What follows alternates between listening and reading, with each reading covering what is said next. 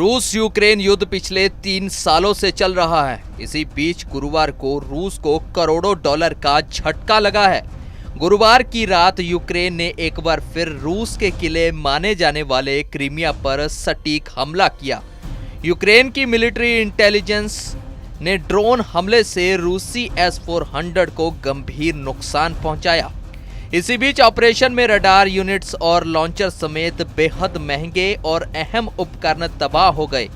S-400 के एक single battery की कीमत $1 करोड़ से भी ज्यादा बताई जाती है। यूक्रेन एजेंसी HUR के मुताबिक हमले में रूस की S-400 प्रणाली के 2 92N2E multi functional radar, 2 91N6E detention radar और एक लॉन्चर बर्बाद कर दिया गया। HUR ने लिखा कि रडार सिस्टम दुश्मन की आंख होते हैं। इसके बिना रूस की एयर डिफेंस प्रणाली बेजान हो जाती है। इससे पहले भी यूक्रेन कई बार क्रीमिया जैसे रूसी क्षेत्रों में S-400 सिस्टम पर निशाना बना चुका है।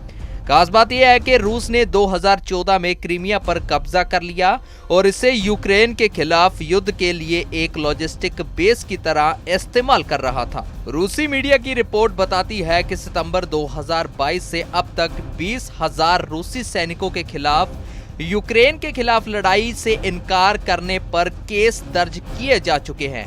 इनमें से 18,000 से ज्यादा केस सैनिकों के बिना इजाजत गायब होने के हैं। 17,000 से ज्यादा सैनिकों को सजा भी सुनाई जा चुकी है। और एक अन्य रिपोर्ट बताती है कि रूस अपने ही सैनिकों को गुलाम स्टाइल में सजा देकर डराता है ताकि इससे अनुशासन बना रहे।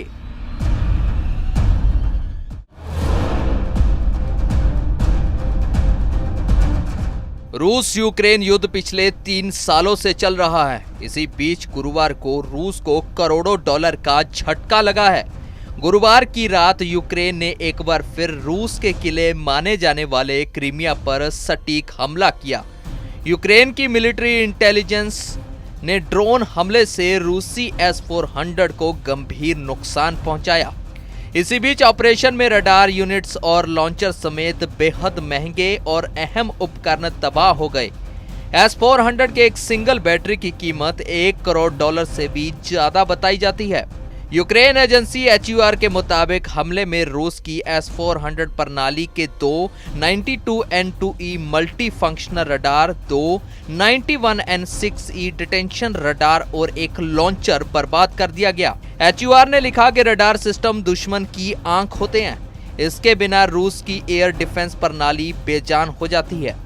इससे पहले भी यूक्रेन कई बार क्रीमिया जैसे रूसी क्षेत्रों में S-400 सिस्टम पर निशाना बना चुका है।